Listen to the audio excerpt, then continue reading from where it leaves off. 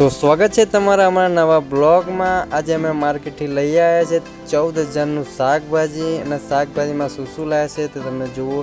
તુવેર, રીંગણ, ટામેટા, કુબીજ, ફ્લાવર છે, ગિલોડા, પાપડી, ડુંગળી, બટાકા, ભાજી છે, બધું જ અમે લાવ્યા છે।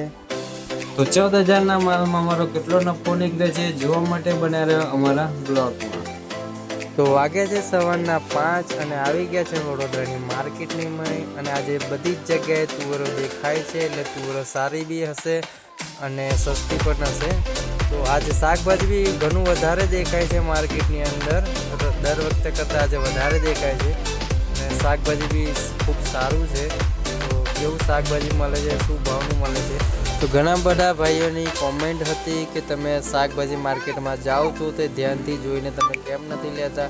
એવું નથી હોતું ભાઈ, અમે અમારી રીતના ધ્યાનથી જોઈએ જ છીએ, છતાંય અંદરથી એવું નીકળી જ જતું હોય છે। તમે એકવાર જઈને ટ્રાય કરી લેજો ત્યાં માર્કેટમાં કેવું હોય છે।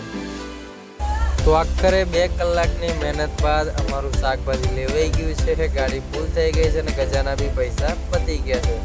તો ચાલો હવે જઈશું વેચવા માટે। આટલી તુવેરોની અંદર કેટલું આ તુવેરની વચ્ચે આ રીતનું નીકળ્યું છે, જોઈએ આ કઈ રીતના છેતરપિંડી થાય છે માર્કેટમાં તમે જોઈ લો।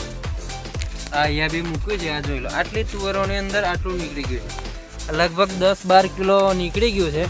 માર્કેટમાં છેતરપિંડી બી લોકો કરે છે, તો ધ્યાનમાં રાખજો તમે।